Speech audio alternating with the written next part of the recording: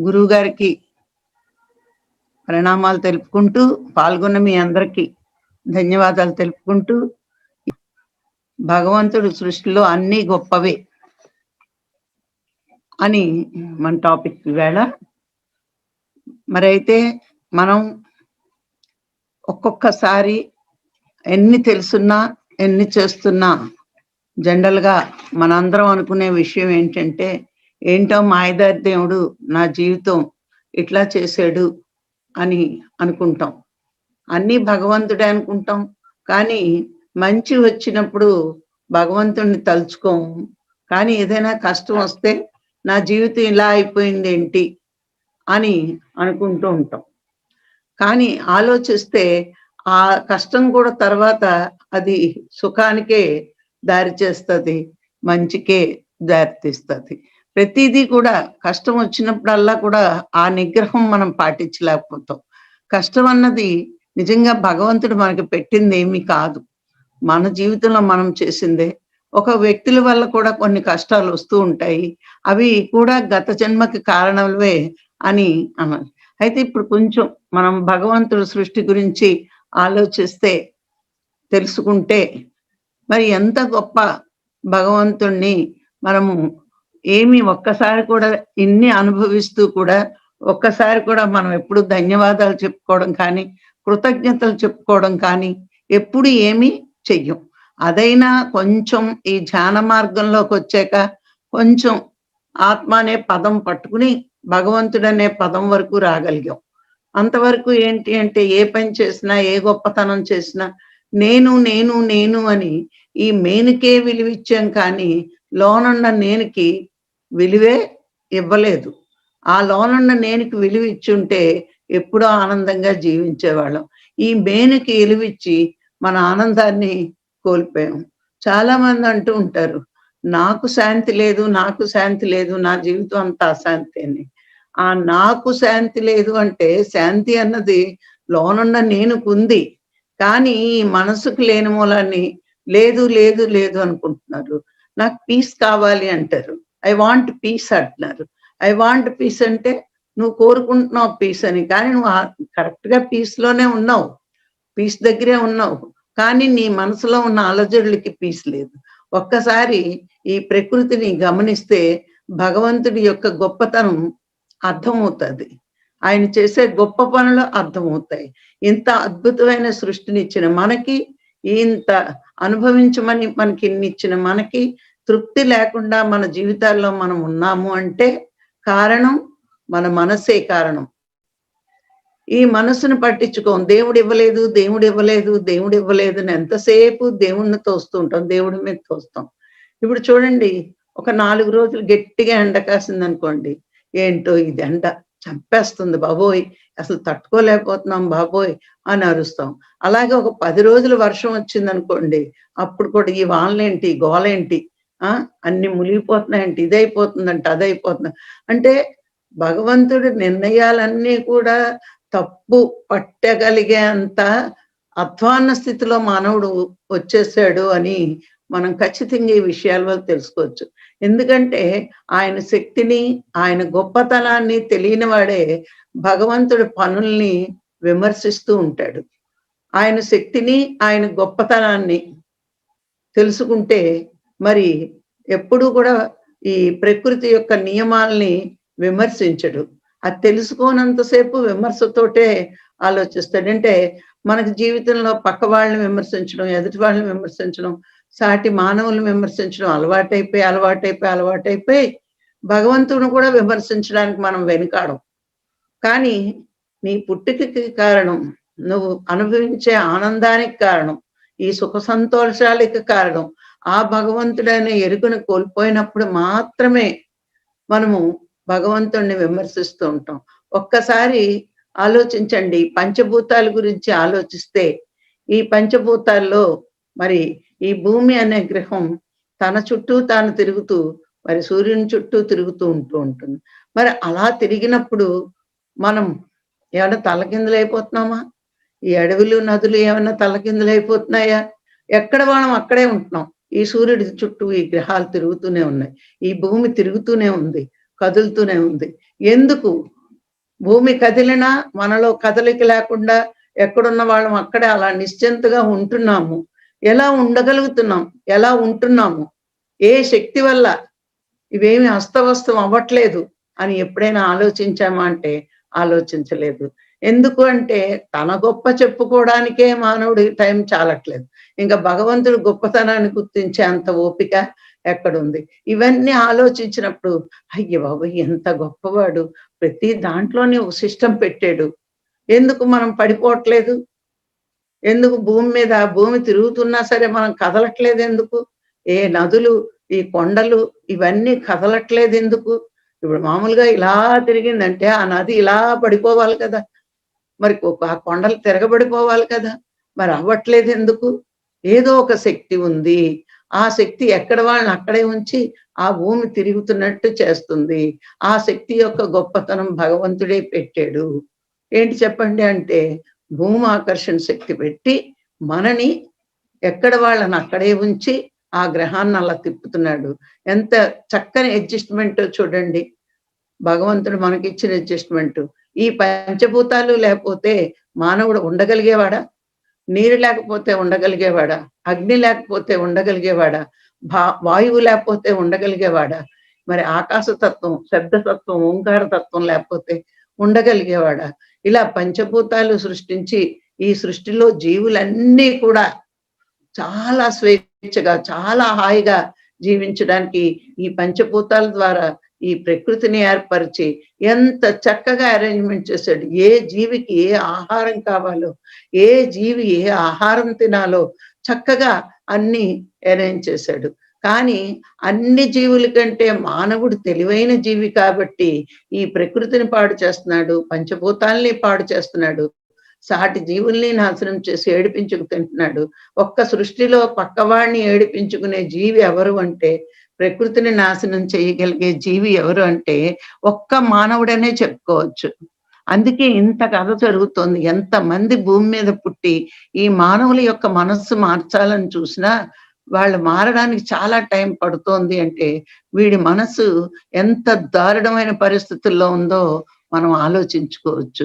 అందుకే ఇవన్నీ మనం ఎందుకు తెలుసుకోవాలి అంటే, ఎంత ఎక్కువ భగవంతుడి గురించి తెలుసుకుంటామో, అంత ఎక్కువ భగవంతుడి మీద ప్రేమ, ఇష్టం పెరుగుతుంది. దాన్ని బట్టి ఆ భగవంతుడి యొక్క గుణాలని మనము ఇష్టంగా ఇప్పుడు చూడండి మనకెవరైనా నచ్చారనుకోండి, వాళ్ళలా ఉండాలని ప్రయత్నిస్తాం. నచ్చలేదనుకోండి వాళ్ళు, అలా చచ్చినా మనం ఉండకూడదురా అనిపిస్తూ ఉంటుంది. అందుకని ఎంత ఎక్కువ భగవంతుడి యొక్క గొప్పతనాన్ని మనం తెలుసుకుంటామో, అంత ఎక్కువ ఆయన్ని ప్రేమిస్తూ ఉంటాము. ఆయన గుణాల్ని మనము అలవాటు చేసుకుంటాం. అందుకే భగవంతుడి గురించి ఎంత ఎక్కువ తెలుసుకుంటాడో, అప్పుడు జీవుడు దేవుడిగా మారడానికి ప్రయత్నిస్తాడు. తెలుసుకోకుండా ఒక్కటేనండి మనిషి ఎదగకపోవడానికి కారణం నాకన్నీ తెలుసు అనే అహమే వాడిని ఎదగనివ్వకుండా చేస్తుంది. అప్పుడు భగవంతుడే అంటాడు, నాకన్నీ తెలిసిన వాడికి చెప్పేదేముందిరే. కొన్ని జన్మల వాడి దుఃఖంలో ఉన్నాక, అప్పుడు నాకేం తెలీదు తెలుసుకోవాల్సింది. ఆళ్ళంత ఆనందంగా ఉన్నారు. నేను ఆనందంగా ఉండలేకపోవడానికి కారణం ఏంటని విచారణ వాళ్ళలోకొచ్చిన రోజున వాడు కూడా తప్పకుండా తెలుసుకుంటాడు అని అనుకుంటాడు. అందుకే ఎప్పుడు కూడా అహంకారం వద్దు, వద్దు, వద్దు అని మన వేదాలు ఘోషిస్తున్నాయి, ఉపనిషత్తులు ఘోషిస్తున్నాయి. ఆ అహం అనే పదమే చాలా చెడ్డ విషయం అన్నమాట. అందుకే మనిషి ఎదగకపోవడానికి కారణం అహంకారమే. ఆ అహంకారం తీసేస్తే అహంగా అంటే ఆత్మగా మిగిలిపోతాడనమాట. అయితే ఈ సృష్టి యొక్క గొప్పతనం తెలుసుకుంటూ ఉండాలి. తెలుసుకున్నప్పుడు భగవంతుడి గొప్పతనం తెలిసినప్పుడు ఆ లక్షణాలొస్తాయి. అయితే మానవుడి యొక్క జాగ్రత్త, మానవుడు ఎలా ఎదగాలి? ఎలా చెయ్యాలి? ఈ మనసును అంటే పాడు చేసేది శరీరం కాదండి. ప్రతి వ్యక్తిని పాడు చేసేది మనసే. మనసు యొక్క గుణాల వల్లే ఎవరి గుణం ఎలా ఉంటుందో వాడి జీవితం అట్లాగే ఉంటుంది. మనం ఎదుటి వాడిని నాశనం చేయాలనుకుంటే అక్కడ నువ్వొక బంతి విసిరావు. అది మళ్ళా నీ దగ్గరికే వస్తుందన్నట్టు ఎదుటి వాడిని మనం పాడు చెయ్యాలని చూసినప్పుడు మనమే పాడైపోతాం. అయితే యోగులు మనల్ని జాగ్రత్తగా ఉంచడానికి చాలా జాగ్రత్తలు చెప్తారండి. కానీ ఆ జాగ్రత్తలన్నీ మనం ఎప్పుడైతే ఫాలో అవుతూ ఉంటామో అప్పుడు చాలా బాగా మనము ఎదుగుతూ ఉంటాం. ఏంటి ఆ జాగ్రత్తలు అంటే, మొట్టమొదట చెప్పింది చెత్త భావాలకి చోటివ్వకండి అంటారు. అంటే నీలో చెత్త భావనలకి, ఆ చెత్త భావనలు ఉండకూడదు. అంటే కొంతమందికి ఎప్పుడూ ఎదుటి వాళ్ళు పాజిటివ్ చూడడం ఇష్టం ఉండదు. చెడ్డ చూస్తారు అవతల వ్యక్తిలో. అదెప్పుడు మనకు ఉండకూడదు. నీకు నచ్చింది ఒక పాయింట్ ఉంటే, ఆ ఒక్క పాయింటే అవతల వాళ్ళు తీసుకో నువ్వు. మిగతా ఎన్ని చెత్తలున్నాయి. ఆ చెత్త మనకు అనవసరం. వాడి చెత్త వాడికే. కానీ నేర్చుకోవాల్సింది ఒక్క మంచి పాయింట్ ఉంటే అది నేర్చుకోవడానికి మనం ప్రయత్నించాలి కానీ, వాళ్ళే ఏదో ఉంది కదా! వీడి మాట నేను వినేదేంటి? వీడిని చూసి నేను కాదా? చెత్త భావన అలా మంచి భావన లేకుండా చెత్త భావన ఉందనుకోండి, మనమే పాడైపోతాం. అందుకే మనసులో ఎప్పుడు ఎవరి మీద కూడా ద్వేషభావం, చెత్త భావనలు మనం తెచ్చుకోకూడదు. ఒకసారి దక్షిణామూర్తి సముద్రం పక్క నుంచి వెళ్తున్నాడటండి. వెళ్తూ ఉంటే గాలికి చాలా ఆకులు, చెత్త, చెదారం ఎగిరి, ఎగిరి వచ్చి సముద్రంలో పడ్డాయట. పడితే సముద్ర కెరటాలొచ్చి పక్కకి తోస్తున్నాయట. అప్పుడు దక్షిణామూర్తి సముద్రాన్ని అడిగాడట. "ఇంత పెద్ద సముద్రానివి కదా! ఒక చిన్న ఆ ఆకులకి, అలమలకి నువ్వు చోటివ్వలేవా" అని. అప్పుడు సముద్రుడు అన్నాడట, "నేను సముద్రుణ్ణి. అంటే నాకు అందం అలలే. అయి చిన్న చెత్తే అని నేనిప్పుడు నా సముద్రంలో చోటిచ్చాననుకోండి, నాలో విలువైన రత్నాలు, ముత్యాలు ఉన్నాయి. నా అలలన్నిటిని మూసేస్తాయి. అందుకని ఇవన్నీ పాడైపోతాయి కాబట్టి నేను చెత్తకి చోటివ్వను" అని చెప్పాడు. మరి సముద్రానికి అందం అలలే. గగనానికి అందం చంద్రుడే. ఒక ఊరికి అందం ఇల్లు. ఇలా ఒక్కొక్క దానికి ఒక్కొక్క అందం ఉంటుంది. నా అందాన్ని కానీ, నా గర్భంలో ఉన్న ముత్యాలు, రత్నాలకి కానీ హాని కలిగించే చెత్తని నేనెప్పుడూ చోటివ్వను. అంటే మానవుడు ఇది చూసి ఏం తెలుసుకోవాలి అంటే, మనం పక్కవాడి గురించి వాడు చెత్తగా ఉన్నాడని, ఆ చెత్త భావనలన్నీ మనలో నింపుకుంటే, మనలో మంచి అనే పరమాత్మ కనుమరుగైపోతాడు. దొరకడం చాలా కష్టమవుతుంది. ఈ చెత్తని పోగెయ్యాలనే గుణం ఎవరిది అంటే మనసుదే. ఆ మనసుకి ఆ గుణం ఉన్నా మనం దానివల్ల నాకేమి ఉపయోగం లేదు. ఆ చెత్తని పోగేయడం వల్ల నా ఆత్మను తెలుసుకోవడం లేట్ అవుతుంది. ఈ మనసును శుభ్రం చేసుకోవడం లేట్ అవుతుంది. కానీ అని మనం చెత్తని చోటేయకుండా ఉండాలి. ఆ చెత్త భావాలను రానివ్వకూడదు. అలాగే చెత్త తలంపులు ఉండకూడదు. అంటే మన ఆలోచన విధానం. వాడికి అన్యాయం చేయాలి, వీడికి అన్యాయం చేయాలని, లేకపోతే వాడు పాడైపోవాలి, వీడు పాడైపోవాలని, ఇలాంటి చెత్త తలంపులు మనకెప్పుడూ ఉండకూడదు. మనకి వాడు అన్యాయం చేయొచ్చు. వాడికేం తెలీదు. కానీ జ్ఞాన మార్గంలోకొచ్చాక మనం తీసుకోవాల్సిన మార్గమే ఈ ఋషులు మనకు బోధించిన బోధ. ఎందుకంటే వాళ్ళు ఎందుకు మౌనంగా ఉంటారు? మనం ఎందుకు మౌనంగా ఉండలేకపోతున్నాము అంటే, వాళ్ళకి వాక్కుకున్న శక్తి తెలుసు మునులకి, ఆ ఋషులకి. అందుకే ఎవరు వాళ్ళని నిందించినా, వాళ్ళకి ఏం చేసినా, వాళ్ళు ఎన్నో మాట్లాడినా దాని గురించి అసలు మాట్లాడరు వాళ్ళు. ఎందుకు పత్రికారినే తీసుకోండి, టీవీ నైన్ ఎంత గోల పెట్టి చూపించింది. ఎంతోమంది ఎన్నో అన్నారు. ఒక్క మాటకి ఆయన సమాధానం చెప్పాడా? ఇలా సమాధానం చెప్పుకుంటూ వెళ్ళిపోతే ఆయన శక్తి కోల్పోతాడు. దానివల్ల లాభం ఏమీ లేదు. వాళ్ళే తెలుసుకుంటారు. సత్యం ఎప్పుడూ నిప్పు లాంటిది. అది దాస్తే దాగేది కాదు. అలాగే ఈరోజు మననెవరో ఏదో అనుకుంటున్నారని మనం వాడి మీద, వీడి మీద అనుకోక్కల్లా. మనం ఏమైనా అన్నా మనం మౌనంగా ఉండాలి. మౌనంగా ఉండేది మునుల పని. ఎందుకు మౌనంగా ఉంటారంటే, మరి ఆ శక్తిని కోల్పోతాం. మనలో ఉన్న దైవీ శక్తి ఖర్చయిపోతుందని మునులు ఎప్పుడూ మౌనంగా ఉండి, వాళ్ళ శక్తిని చాలా జాగ్రత్తగా ఉంచుకుంటారంట. అందుకే మనకు ఊహలు కూడా చెత్త ఊహలు రాకూడదు. ఒకటి వాళ్ళకి ఏదో చేసేద్దాం అన్యాయం అనేది మనం ఎప్పుడూ పెట్టుకోకూడదట. ఒకవేళ అన్యాయం చేస్తే మనకి చెప్పారు కదా కర్మ సిద్ధాంతం ప్రకారం. ఎప్పుడో ఏదో చేసి వచ్చాం మనం. ఆ కారణం లేనిదే కార్యం జరగదు కాబట్టి ఈరోజు అది అంటున్నాడు. మనం మౌనంగా ఉంటే ఆ కర్మ అక్కడితో అయిపోయింది. కర్మ ప్రక్షాళన అయిపోయింది. దానికి మళ్ళా మనం రెట్టించామనుకోండి ఇంకొక కొత్త కర్మ యాడ్ అవుతూ ఉంటుంది. మరి అలాగే గుణాలు ఎప్పుడు మనలో ఏదైనా సరే కోపం కానీ, బద్ధకం కానీ ఇట్లాంటివన్నీ ఉన్నప్పుడు మన మనసుకి ఇంకా ఏ గుణంలో ఉందో ఎప్పటికప్పుడు మనం చెక్ చేసుకుంటూ ఉండాలి. అంటే ఇప్పుడు ఇవన్నీ ఎందుకు చెప్పుకుంటున్నాం? ఎందుకు చెప్పుకుంటున్నాము అంటే, మనం ధ్యానిగా ఎదగాలనుకున్నప్పుడు మన భావాలెలా ఉన్నాయి? మన ఆలోచనలెలా ఉన్నాయి? మన పనులెలా ఉన్నాయి? మన ఊహలెలా ఉన్నాయి? ఎందుకు మనం మంచిగా ఉండలేకపోతున్నాం? ఎందుకు సాధన ఎక్కువ చేయలేకపోతున్నాం? ఇవన్నీ మనం ఎప్పటికప్పుడు చెక్ చేసుకుంటూ ఆలోచించుకోవాలి. మనందరికీ తెలుసు తమో గుణం, రజో గుణం ఉంటే బద్ధకం, కోపం ఇలాంటివన్నీ ఎక్కువవుతాయి కాబట్టి, ఆ 2 గుణాలని తప్పించుకోవడానికి సరియైన ఆహారం, సరియైన వ్యవహారం ఉంచుకోవాలి. చెడ్డ గుణాలకి మనలో చోటివ్వకూడదు అనేది. అంటే చెడ్డని మనస్సులోకి రానివ్వడం వల్ల అంటే చాలా మంది చెడ్డ మనసు ఎందుకొస్తుందో తెలుసా అండి? సగం చెప్పుడు మాటలు వినటం వల్లే. పక్క వాళ్ళు ఏదో అంటారు. వెంటనే మనకు రేజ్ అయిపోతూ ఉంటాం. ఈ చెప్పుడు మాటలు వినడం వల్ల మన ఆలోచనలకు కూడా అగ్నిలో ఆజ్యం పోసినట్టు బలం చేకూరుస్తాయి. ఇప్పుడు ఒక మనిషి మీద మనకి ఒక చెడ్డ అభిప్రాయం ఉంది.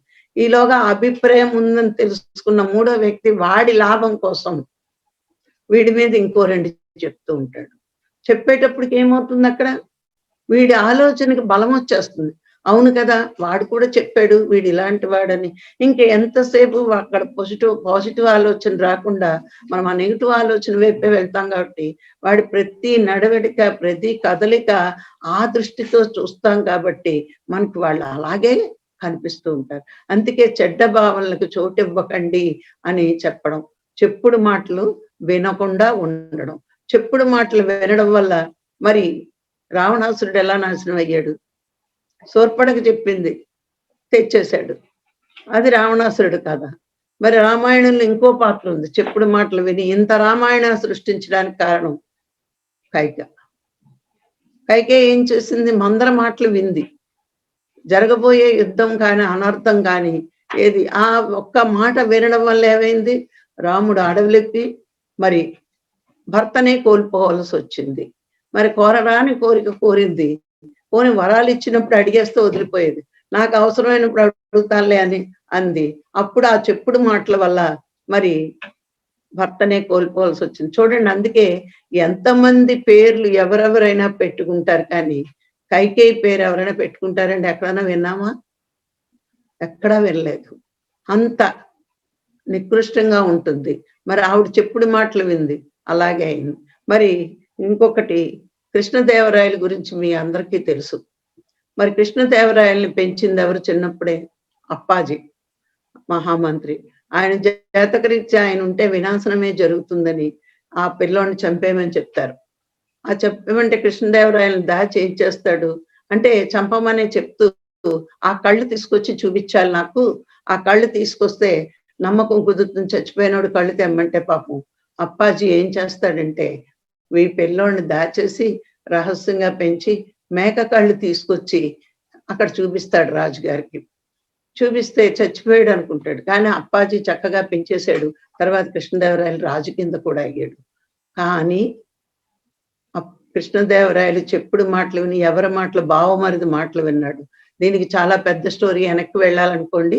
అయితే బావమరిది ఎవరు అంటే ఆ బీజపూర్ మహారాణి అంటే వాళ్ళు ఎందుకు ఆ అమ్మాయిని ఇచ్చారంటే కృష్ణదేవరాయలు పూర్వం రాజరికంలో కక్షలు అలా ఉండేవి.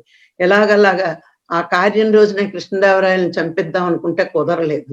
ఏమైనా సరే ఈ వంశాన్ని నాశనం చేసి రాజ్యం కలుపుకోవాలని ఆ అమ్మాయిని ఈడికి భార్యగా చేశారు. అప్పుడు కుదరలేదు చంపడం. తర్వాత పిల్లోడు కూడా పుట్టేశాడు. పిల్లోడు కూడా పుట్టేశాక మరి ఆ పిల్లోడిని వాళ్ళు చంపేస్తారు. చంపేసి ఇది అప్పాజీ మీద తిమ్మరుసు మహామంత్రి తిమ్మరుసు అంటారు. మరి కృష్ణదేవరాయలు అప్పాజీ అని పిలుచుకునేవాడు. అంటే అప్పాజీ అంటే తండ్రి. అలా పిలుచుకుంటాడు. మరి ఆ చెప్పుడు మాటల వల్ల ఎవరు చంపారంటే ఆ పుత్ర శోకంలో ఉండి ఉత్తమ మధ్యం ఆలోచించకుండా చెప్పుడు మాటలు విని ఆయన కళ్ళు పీకిచ్చేస్తాడు. అంటే చెప్పుడు మాటలు ఎంత దారుణంగా ఉంటాయి.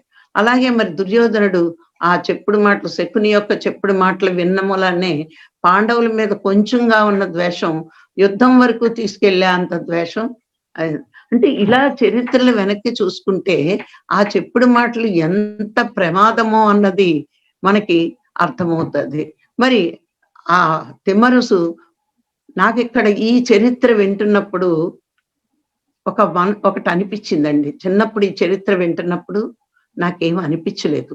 ఏదో కథ జరిగింది అన్నట్టు మన ప్రాపంచిక జీవితంలో చిన్నప్పుడు హిస్టరీ చదువుకుంటున్నప్పుడు పోన్లే ఇంతలాగా పెంచినా సరే నిజం తెలుసుకోకుండా కృష్ణదేవరాయలు ఆయన కళ్ళను పీకించేశాడు అని అనుకున్నా.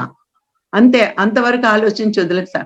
కానీ ఇప్పుడు అంటే మన ఆలోచన విధానం ఆధ్యాత్మిక జీవితంలోకొచ్చాక ఎట్లా ఉంటుందో ఆలోచించండి.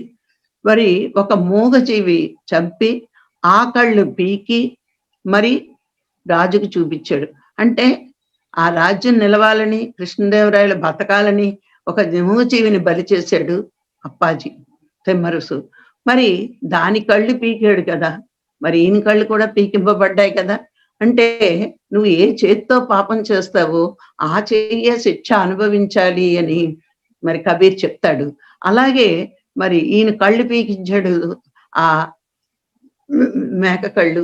మరి ఈయన కూడా కళ్ళు పీకించుకోవాల్సొచ్చింది. అంటే శిక్ష తప్పు చేసిన వాడు తప్పకుండా శిక్షని అనుభవించాలి. ఏదో విధంగా. మరి ఈ చరిత్రలన్నీ తీసుకుంటే, ఈ చెప్పుడు మాటల వల్ల మరి ఎంత దానర్థము. మరి ఔరంగజేబు చరిత్ర తీసుకుంటే, ఆయన ఎంత గొప్పవాడు అంటే, ఆయన చేసిన పనుల వల్ల అందరినీ దుర్మార్గులుగా చిత్రీకరించబడ్డాడు అతను. అతను కూడా మరి తన టోపీ కూడా తనే కుట్టుకుని, ఆ టోపీలు అమ్ముకుని ఆ డబ్బుతో భోంచేసేవాడట. రాజ్యంలో డబ్బుతో భోంచేసేవాడు కాదట. అంత గొప్పవాడు. కానీ ఆయనకున్న ఒకే ఒక్క లోపం ఏంటి అంటే హిందువులను ద్వేషించేవాడు, ముస్లిమ్స్‌ని ప్రేమిస్తూ ఉండేవాడు. మరి అలాంటి వాడు ఆ చెప్పుడు మాటలు విని అన్నదమ్ముల్ని చంపేశాడు, తండ్రిని కారాగారంలో వేశాడు. మరి రాజ్యాన్ని, సింహాసనాన్ని బలవంతంగా ఎక్కవలసొచ్చింది. ఇవన్నీ చూస్తే చరిత్రలు చూస్తే చెప్పుడు మాటలు విన్నవాడు ఈ భూమి మీద అసలు బాగుపడలేదు. చెప్పినవాడు కాదండి, విన్నవాడు. బాగా అర్థం చేసుకోండి. చెప్పుడు మాటలు విన్నవాళ్ళు ఈ భూమి మీద ఎవ్వరూ కూడా ఆనందంగా జీవించలేరు. అటు భారతం తీసుకున్నా, ఇటు హిస్టరీ తీసుకున్నా, ఏది తీసుకున్నా. అందుకే మనము ఎప్పుడు కూడా చెప్పుడు మాటలు వినడం గాని, చెత్త భావాలకి చోటివ్వడం కానీ ఏది చెయ్యకూడదు. ఏది జరిగినా అది భగవంతుడి ఇష్ట ప్రకారం జరుగుతుంది అని మన జీవితంలో ఏది జరుగుతున్నా అది భగవంతుడి ఇష్ట ప్రకారమే జరుగుతుంది కానీ మామూలుగా జరగదు అని అనుకోవాలి. మరి ఇప్పుడు అందరికీ చెడ్డది, సృష్టిలో చెడ్డది ఏమీ లేదు, అన్నీ మంచివే. మనం అదే అనుకుంటాం కదా! ఏది జరిగినా మంచే జరుగుతుంది అని అనుకుంటున్నాము. అదే గొప్ప విషయం. చెడ్డది ఏదీ లేదు, అన్నీ మంచివే, అన్నీ మంచే. భగవంతుడి సృష్టిలో చెడ్డదే లేదు. ఒకసారి విష్ణుమూర్తట ఖాళీగా ఉండేటప్పుడు నారదుడు వెళ్తూనే ఉంటాడు. వెళ్తూ ఉంటే నారదుడిని అడిగాడట విష్ణుమూర్తి. భూలోకం అంతా తిరిగొచ్చావు కదా! బాగుందా? సృష్టి ఎలా ఉంది? అన్నీ బాగున్నాయా? అందరూ క్షేమంగా ఉన్నారా? అంటే నారదుడు అన్నాడట, అద్భుతంగా ఉంది. మీ సృష్టి కూడా అద్భుతంగానే ఉంది. కానీ అన్నీ బానే సృష్టించారు. ఒక్కటే బాగా సృష్టించలేదు అన్నాడట నారదుడు. ఇదేంటి నా సృష్టికి కూడా నువ్వు వంక పెడుతున్నావా? నువ్వు నా సృష్టి బాగోకపోవడం ఏంటి? నేనన్నీ అద్భుతంగా సృష్టించాను. మరి నా సృష్టి బాగోలేదని నువ్వెలా చెప్తున్నావు? మీరన్నీ సృష్టించారు బానే ఉంది. మలం ఎందుకంత చండాలంగా ఉంది? మరి మీరు సృష్టించిందే కదా మలం. మరి అదంత చండాలంగా ఉంది. ఎవరు దగ్గరికి కూడా వెళ్ళరు అన్నాడు. అయితే అది ఒకసారి నువ్వు భూలోకానికెళ్ళి ఆ మలం దగ్గరికి వెళ్ళి అడుగు ఏం చెప్తుందో అన్నాడట. అంటే మరి స్వామి ఆర్డర్ ఇస్తాడు కదా! మరి నారదుడు వెళ్ళాలి కదా! నారదుడు వెళ్తాడట. వెళ్ళేటప్పటికి ఆ మలం దగ్గరికి వెళ్ళేటప్పటికి మలం అందంట, ఛీ! ఛీ! ఛీ! ఛీ! దూరంగా ఉండు, దూరంగా ఉండు అందట నారదుడు. అప్పుడు నారదుడు ఇదేంటి నేనా మాట అనాలి? నీ దగ్గర నుంచి వచ్చే దుర్గంధాన్ని భరించలేక నేను దూరం వెళ్ళాలి, నువ్వు నన్ను దూరంగా వెళ్ళమంటున్నావేంటి అని నారదుడు అడిగాడట. అడిగితే నేను ఇలా అవ్వడానికి మానవులే కారణం. ఎలా అని అడిగాడట. నిన్న భగవంతుడికి నివేదన చేసిన యాపిల్ పండు తిన్నాను. ఈ రోజు ఈ రూపంలో మానవుల్లోకెళ్ళి బయటికి ఇలా వచ్చాను. ఒక్క మానవుడు పొట్టలోకి వెళ్తేనే ఇలా మారిపోతే నువ్వు కూడా దగ్గరికి వస్తే ఇంకెంత దుర్గంధం నాలోకి వస్తుందో, అందుకే నేను దూరంగా ఉంటాను అంటాడు. అంటే అర్థం చూడండి, ప్రతిదీ కూడా మానవుడు స్వీకరించక ముందు చాలా బాగుంటుంది. మన ఉచ్ఛ్వాస చాలా బాగుంటుంది. మన నిశ్వాస ఎలా ఉంటుంది. ఆక్సిజన్ పీల్చుకుంటున్నాం, కార్బన్ డయాక్సైడ్ వదులుతున్నాం. కానీ వృక్షాలు ఏం చేస్తున్నాయి, కార్బన్ డయాక్సైడ్ తీసుకుని ఆక్సిజన్ ని వదులుతూ ఉంటాయి. అంటే మానవుడు చేసిన ప్రతి పని మంచిని తీసుకుంటాడు, చెడ్డని బయటకు వదులుతాడు. ఇలా చూస్తే ప్రకృతిని చూస్తే మనకు అర్థమవుతుంది. అవి కూడా ప్రజల కోసమే జీవిస్తున్నది ప్రకృతి అంతా కూడా. మానవుడే తన స్వార్థానికి తను ఉంచుకుంటాడు, అక్కర్లేనివి పక్కనే వెళ్ళి పాడు చేస్తూ ఉంటాడు. అప్పుడు నారదుడికి అర్థమైందంట. అర్థమై నిజమే స్వామి, మీరు యాపిల్ సృష్టించారు, కానీ అది తిన్న మానవుడు మలంగా వదిలేడు కాబట్టి అది మానవుడి యొక్క తప్పు, కానీ మీ సృష్టి యొక్క తప్పు కాదు. భగవంతుడి సృష్టి ఎప్పుడూ గొప్పదే, కానీ అర్థం చేసుకోలేని వాళ్ళే తప్పు చేస్తున్నారు. ఇది ఎంతవరకు అర్థం కాదు అంటే, ఎంత విచారణ చేసి, ఎంత లోతులకు వెళ్ళి, ఎంత గొప్పగా అధ్యయనం చేస్తే మరి అర్థమవుతుంది. లేకపోతే ఏంటో ఇది, ఏంటో ఇది, ఏంటో ఇది అని అనుకుంటాం. ఇప్పుడు చూడండి, సూర్యకిరణాలు అందరి మీద పడినప్పుడు ఆ సూర్యుడు లేకపోతే మన జీవితం ఏమవుతుంది? సూర్యుడి వల్ల చంద్రుడు, నక్షత్రాలు ఇవన్నీ కాంతి పొందుతున్నాయి. సూర్యుడిని చూసి అబ్బో అనుకున్న వాళ్ళు చంద్రుడిని చూసి ఆహా ఎంత బాగుంది, ఎంత ఆహ్లాదకరంగా ఉంటుంది అంటారు. మరి ఆ చంద్రుడిలో కాంతికి కూడా సూర్యుడే కారణం కదా. అప్పుడు ఎప్పుడైనా అంటున్నామా, ఈ చంద్రుడికి సూర్య భగవానుడు ఎంత కాంతినిచ్చి ఎంత అందంగా తయారు చేశాడు. అంతవరకు అనే ఆలోచన లేదు. చంద్రుడు బాగున్నాడు, చంద్రుడు బాగున్నాడు. అంటే ఎప్పుడూ కూడా ఒక సాధకుడు ఎలా ఉండాలంటే, పదార్థం వెనకాతల యథార్థాన్ని తెలుసుకోవడానికి ప్రయత్నించాలి. పదార్థాన్ని చూసి మురిసిపోయేవాడు అజ్ఞాని. పదార్థం వెనకాతల యథార్థాన్ని తెలుసుకుని ఆ యథార్థం యొక్క శక్తి ఎంత గొప్పదో తెలుసుకుంటూ దానికి దాసోహం అవ్వడం యోగి లక్షణం. అందుకే పదార్థం వెనకాతల యథార్థాన్ని తెలుసుకోవడానికి ప్రయత్నించాలి, కానీ పదార్థాన్ని చూసి డెసిషన్ తీసుకోకూడదు. ఒక అజ్ఞాని పనిది. ఎందుకు మన మనసు ఇన్ని కలుషితాలు వచ్చాయనుకోండి, యథార్థాన్ని తెలుసుకోలేము, పదార్థాన్నే తెలుసుకుంటాం. మనకి మనసులో ఈ కలుషితాలన్నీ లేకపోతేనే ఇవన్నీ పోవడానికి యోగంలో ఉండాలి జ్ఞాని. అయితే ఇప్పుడు జ్ఞానం చేస్తూ కూడా ఎట్లా ఉన్నాము అంటే, ధ్యానం దేనికో కూడా అర్థం కాకుండా ధ్యానం చేస్తున్నాం. ధ్యానం చేస్తున్నాం, దేనికి ధ్యానం చేస్తున్నాం, ఎందుకు చేస్తున్నాం ధ్యానం? మీకు ఇదివరకే చెప్పాను, ధ్యానం చేయడం అంటే మనసుని ప్యూరిటీ చేసుకోవడానికి ధ్యానం. కానీ ఈ సత్యం ఎంతమందికి తెలుస్తుంది? ఎందుకు మనసుని ప్యూరిటీ చేసుకోవాలి? జ్ఞానం పెరగడానికి. ఏ జ్ఞానం? పదార్థం వెనకాతలు ఉన్న యథార్థాన్ని తెలుసుకోవడానికి. ఆ జ్ఞానం రావాలంటే మన మనసు ప్యూరిటీ అవ్వాలి. కానీ జ్ఞానం తెలుసుకునే లోపునే 100 కోరికలతో ఉంటున్నాం ధ్యానం కూడా. ఆ 100 కోరికలతో చేస్తే ఇంకా నువ్వు మనసుని ఎప్పుడు ప్యూరిటీ చేసుకుంటావు? ఒక కోరిక వచ్చింది అంటే మనసు ఇంప్యూర్ అయిపోయినట్టే. ఎందుకంటే కోరిక వెనక దుఃఖం ఉంటుంది, నువ్వు దుఃఖాన్నే కోరుకుంటున్నావు. ఎలా ఉన్నారంటే ఇప్పుడు ధ్యానం చేసే మనస్తత్వంలో ధ్యానం ఎలా ఉంటుంది యోగ మార్గంలో అంటే, మీకు చిన్న ఉదాహరణ చెప్తాను. ఇప్పుడు ఒక బాబుకి తేలు కుట్టేది. తేలు కుట్టినప్పుడు పిల్లోడు కేవు కేవు కేవు అని ఏడుస్తున్నాడు. గబగబా తండ్రి వచ్చాడు. ఎందుకు ఏడుస్తున్నావు అని అడిగాడు. నాన్న నాకు తేలు కుట్టింది అన్నాడు. అంటే సరే అని డాక్టర్ దగ్గర తీసుకెళ్ళాడు. డాక్టర్ దగ్గర ఎక్కడ కుట్టింది అంటే అదిగో ఆ మూల కుట్టింది. సరే డాక్టర్ దగ్గర తీసుకెళ్ళాడు. తీసుకెళ్తే డాక్టర్ వెంటనే ఒక ఆయింట్మెంట్ ఇచ్చి ఆ తేలు కుట్టిన చోట మందు రాయండి అన్నాడు. చాలా బాగా తల ఊపాడు. తగ్గిపోతుందా అండి అని అడిగాడు. తగ్గిపోతుంది అని డాక్టర్ చెప్పాడు. వెంటనే వీడెళ్ళి ఇంటికి వచ్చి ఆ అబ్బాయిని దింపేసి గబగబా తేలి ఎక్కడ కుట్టిందో ఆ ప్లేస్ చూసి ఆ ప్లేస్కి మందు రాశాడు. అప్పుడు ఏమవుతుందో అబ్బాయి నొప్పి తగ్గుతుందా? తగ్గుతుందా? తగ్గదు. అలాగే ఇప్పుడు మనం కూడా భవరోగానికి మందు ధ్యానమే అని తెలిసినా భవరోగానికి తగ్గించుకోకుండా భవరోగాన్ని పెంచుకుంటున్నాం. ఎందుకంటే రోగం ఎక్కడుందో అక్కడ మందేయట్లేదు, వేరే చోట మందేస్తున్నాం. మరి తగ్గుతుందా భవరోగం? మనసుకున్న కోరికలు, మనసుకున్న అలవాట్లు, మనసుకున్న దుర్గుణాలు ఇవన్నీ పోవాలి అనే ఆలోచనతో ధ్యానం మొదలుపెట్టి ఇంకా మనం కోరికలు కోరుతున్నామంటే మనసు ఎప్పుడు ప్యూరిటీ అవుతుంది? ఎప్పుడు ప్యూరిటీ అవుతుంది? ఎప్పుడు దైవీ గుణాలు వస్తాయి మనకి? ఇప్పుడు వాడు తేలు కుట్టిన చోట మందురాయి అంటే ఆ కుట్టిన ప్లేస్కి వెళ్ళి రాస్తున్నాడు. ఆ వేలు కుట్టింది ఆ డాక్టర్ ఉద్దేశం ఏ ప్లేస్ లో కుట్టింది అంటే ఈ హేలిక కాలిక ఎక్కడుంటే అక్కడ రాయి నా అని చెప్పాడు.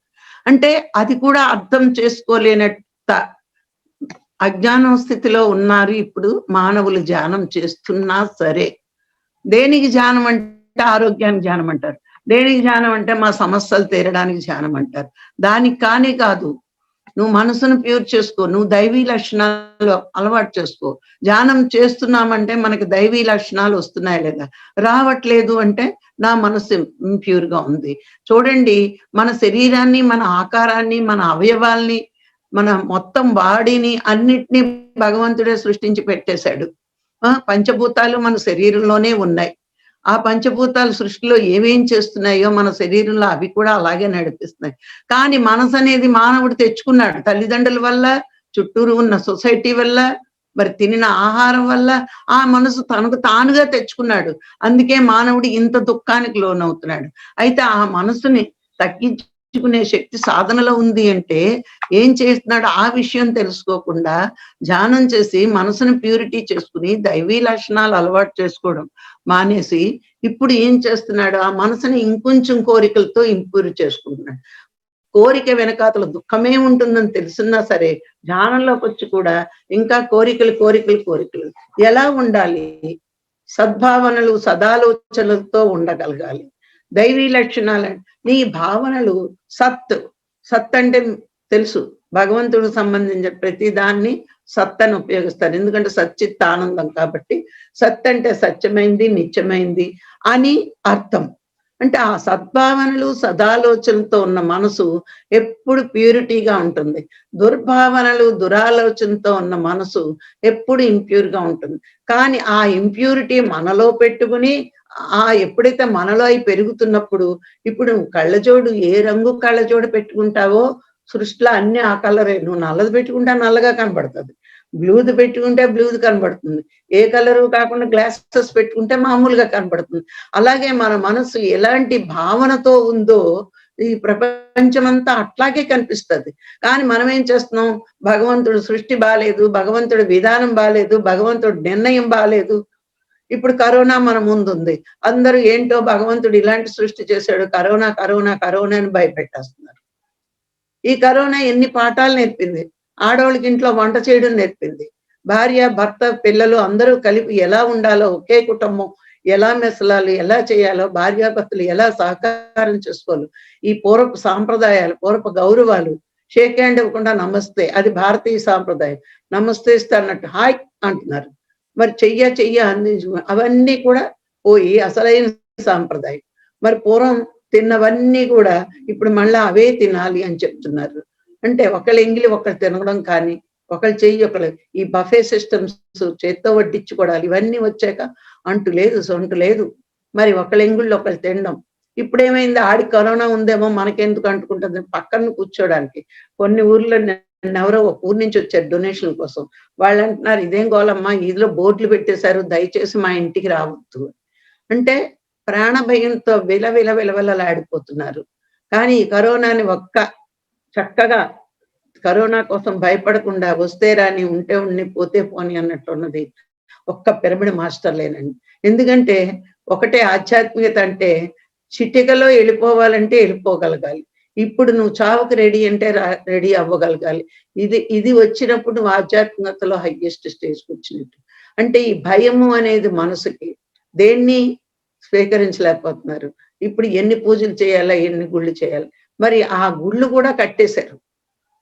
ఇప్పుడు దీనికి ఒక పెద్ద జోకేశాడు. ఏంటంటే కరోనా దేవుణ్ణి అడిగిందంట, చూసావా నువ్వు సృష్టించిన నేను ఎంత గొప్పదాన్నో, ఆ! నీ గుళ్ళు కూడా మూయించేశాను అని. అప్పుడు దేవుడు అన్నాడట, పిచ్చదానా నిన్ను నేను సృష్టించినోడు నీకంట నేను గొప్పదాన్ని కాదేటి? ఆళ్ళు గుళ్ళు మూసేసి గుడికి రాలేదు. ఇప్పుడు ప్రతి ఇల్లు గుడైపోయింది అని. అంటే ఎవరింట్లో ఆడు కూర్చొని పూజ చేసుకుంటున్నాడు. ఎవరింట్లో ఆడు కూర్చొని ధ్యానం చేసుకుంటున్నాడు. ఇల్లే గుడయింది.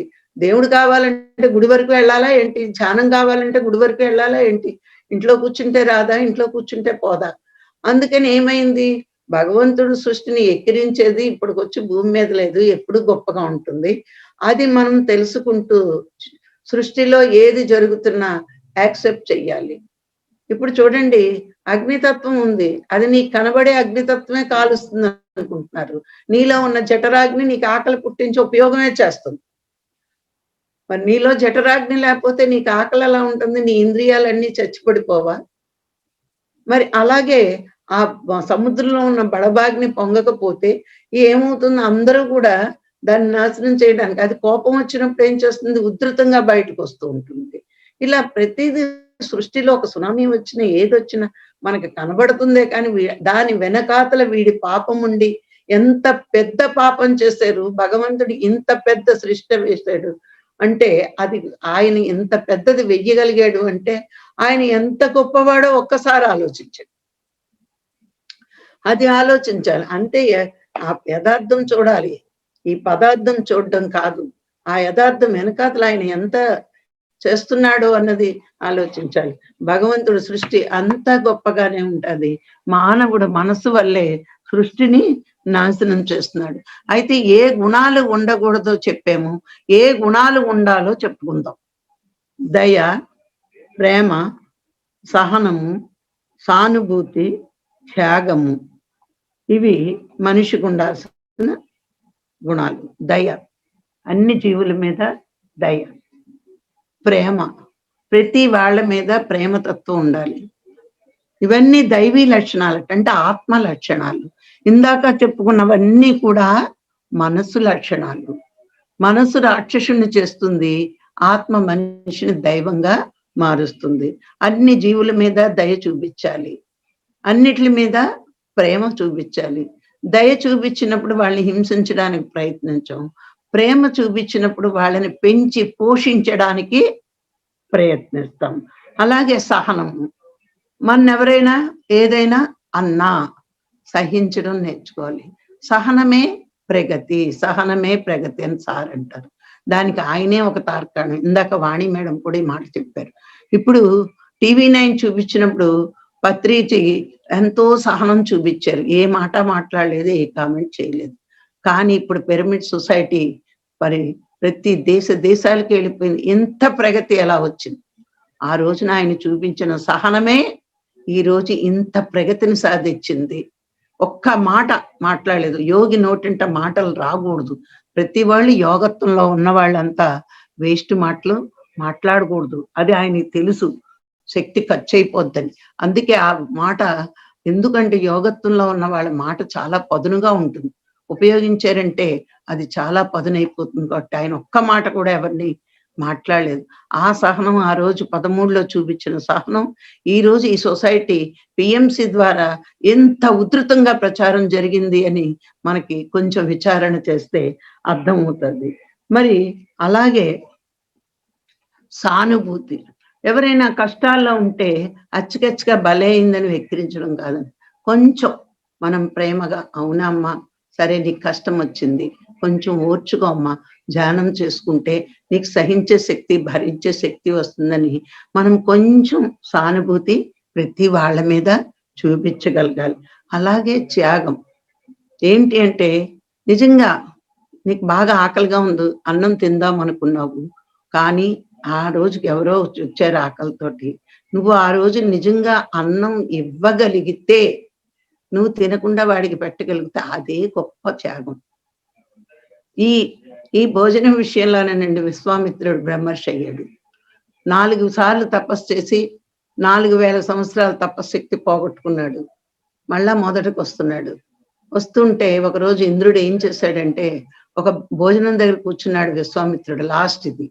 అప్పుడు భవతి భిక్షాం దేహి అని వచ్చాడు. అసలే రాజర్షి రాజుల రక్తం ఉంది. పౌరుషం విశ్వామిత్రుడికి. సరిగ్గా భోజనం టైంకి ఎవడో వచ్చాడు, నాకు ఆకలితో చచ్చిపోతున్నాను, ఎవడ్రా శపించేద్దామా అన్నంత కోపంగా లేచాక ఒక్క నిమిషం ఆలోచించాడట. ఇన్ని వేల సంవత్సరాలు నా తపస్సును వేస్ట్ చేసుకున్నాను.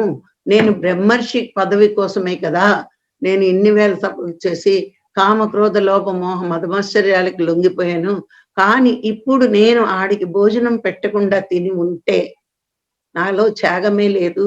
మరి ఒక బ్రహ్మర్షి స్థాయికి వెళ్ళాలి అంటే త్యాగం ఉండాలి అని వెంటనే ఆయన భోంచేస్తున్న పదార్థాలన్నీ ఆయనకిస్తే అప్పుడు ఇంద్రుడు చెప్తాడట, నువ్విప్పుడు బ్రహ్మర్షి అయ్యావు అని. అంటే తన బాధ, తన ఆకలి బాధ కూడా ఆపుకుంటూ అక్కడ భోజనం పెట్టాడు కాబట్టి నువ్వు నిజంగా త్యాగం చేసావు. అన్నిటికంటే కష్టం క్షుద్బాధను ఆపుకోవడం అంటే. ఆ బాధను ఆపుకోవడం కష్టమే ఎవరికైనా. మరి అది విశ్వామిత్రుడు చేశాడు కాబట్టి నువ్విప్పుడు బ్రహ్మర్షి అయ్యావు అని ఇంద్రుడంటే, నువ్వంటే కాదు వశిష్ఠుల వారే అనాలి అని అంటాడట. అప్పుడు వశిష్ఠుడు వచ్చి నిజంగా నువ్వు బ్రహ్మర్షి అయ్యావు అంట. అందుకే ఆత్మ యొక్క దైవీ లక్షణాల్లో త్యాగం కూడా ఒకటి అని చెప్పడం జరిగింది. ఈ త్యాగం కూడా ఒక గొప్ప దైవీ లక్షణం అంటండి. ఆ దైవీ లక్షణాలు రావాలి. మనసుకున్న ఈ లక్షణాలు పోవాలి. ఎప్పుడు కూడా సృష్టి అంతా బానే సృష్టించి భగవంతుడు మనకిచ్చాడు. మానవుడు ఒక్కడే ఆ సృష్టిని భావాలతోటి, వీడి ఊహలతోటి, వీడి స్వార్థంతో, వీళ్ళ అహంకారంతో ఈ సృష్టిని నాశనం చేసి ఏంటో భగవంతుడు ఇలా చేశాడు, అలా చేశాడని ప్రతి విషయాన్ని భగవంతుడి మీద తోసేస్తున్నాడు. కానీ అలా తొయ్యకుండా నేనేంటి, నా ఆలోచన ఏంటి, నేను ఇలా ఎందుకు చేస్తున్నాను అనేది విచారణ చేసుకునే శక్తి మన ధ్యాన మార్గంలోకి వచ్చాక అసలు దైవీ లక్షణాలేంటి, రాక్షస లక్షణాలేంటి, ఇలా ఎందుకు జరుగుతుంది, ఈ విచారణ అంతా చేసుకున్నప్పుడు అప్పుడు తెలుస్తుంది భగవంతుడు సృష్టి అంతా ఎప్పుడూ బాగుంది, అన్నీ మంచికే సృష్టించాడు, అందరికీ కావలసినట్టే సృష్టించాడు. 84 లక్షల జీవరాశులు ఎంత హాయిగా జీవించాలో అలాగే సృష్టించాడు. కానీ మానవుడి యొక్క స్వార్థం. ఇప్పుడు చూడండి, ఎన్నో అడవిలు నరుకుతున్నారు, ఎన్నో చెట్లు నరుకుతున్నారు, మరి ఎన్నెన్నో అపార్ట్మెంట్లు కడుతున్నారు, భూమి లోపలికి వెళ్ళిపోతున్నారు, భూమి పైకి కట్టేస్తున్నారు. మరి ఇలా ఎన్నెన్నో చేస్తున్నాడు మన మానవుడు. అందుకని ఎక్కడ అన్ని పొల్యూషనే, గాలి పొల్యూషన్, మరి అన్ని వాయువు, గాలి, శబ్దం అన్ని పొల్యూషన్ అయిపోయాయి. ఇప్పుడు భూమి లోపలికి వెళ్ళి పునాదులు వేసి వేసి లోనికి వెళ్తున్నాం. మనకున్న నీటిపాయి కూడా అలా అలా లోనికి వెళ్ళిపోతుంది. మరి భూమికి భారమై ఆ లోనికి వెళుతుంది. ప్రకృతి విలయతాండవం అంటే ప్రకృతి మానవుడి మీద చూపిస్తున్న కోపము అని మనం అర్థం చేసుకోవాలి. అంటే ఎందుకు కోపం కలిగించామంటే ఎవరు ఎలా వ్యవహరించాలో, ఎవరు ఎలా ఉండాలో అలా ఉండట్లేదు కాబట్టి ఒక్కొక్కసారి ప్రకృతి విలయ తాండవాలు జరుగుతాయి. అందుకే మనము ధ్యాన మార్గంలోకి వచ్చాం కాబట్టి ధ్యానం చేస్తూ జ్ఞానం పెంచుకుంటూ ఈ గుణాలు, ఏ గుణాలు, దయ, ప్రేమ, సహనము, సానుభూతి, త్యాగము, ఇవన్నీ కూడా మనం ఎప్పుడైతే అలవాటు చేసుకుంటామో అప్పుడు దైవానికి దగ్గర అవుతాం. దైవీ గుణాలు మనలో ఉంటేనే దైవానికి మనం దగ్గర అవుతాం. కానీ దైవీ గుణాలు లేకుండా రాక్షస గుణాలతో మనం దైవానికి దగ్గరము. ఇక్కడ చూస్తే మనుషులందరూ వేరువేరుగా కనిపిస్తారు, కానీ ఆత్మపరంగా అందరూ ఒక్కటే. అది తెలుసుకుంటే ఇక మనం కొంచెం కొంచెం, అంటే ఒక్కసారే ప్రవర్తన ఎవరికీ మారదండి. సాధన పెంచుకున్న కొద్దీ ఈ ప్రవర్తనని మనం మార్చుకుంటూ ఉండగలగాలి. ఇలా మార్చుకున్నప్పుడే మనం చేసే సాధనకి, మనం పొందే జ్ఞానానికి ఫలితం ఉంటుంది. ఒక్కటే మన మనసులో ఉండాలి, భగవంతుడి సృష్టి అంతా బాగానే ఉంది, దాన్ని మనం పాడు చేసుకుంటున్నాం. కానీ సృష్టిలో ఏ తప్పు జరగదు, మనమే దాన్ని తప్పు జరిగేటట్టు చేస్తున్నాము. మన భావనలు, మన ఆలోచనలే అలా కనబడుతున్నాయి. ఇవి మార్చుకోవాల్సింది, ఇవి మార్చుకోవాలి. మన ఆలోచనలు, మన భావనలు, దుర్భావనలు, దురాలోచనలు వదిలిపెట్టి సద్భావనలు, సదాలోచనలు మనం అలవాటు చేసుకోవాలి. చేసుకున్నప్పుడు అంతా బాగుంటుంది, అందరూ ఆనందంగా ఉండగలుగుతారు. మరి ఈ అవకాశాన్ని ఇచ్చిన మీ అందరికీ మరొక్కసారి కృతజ్ఞతలు. Thank you, thank you, thank you.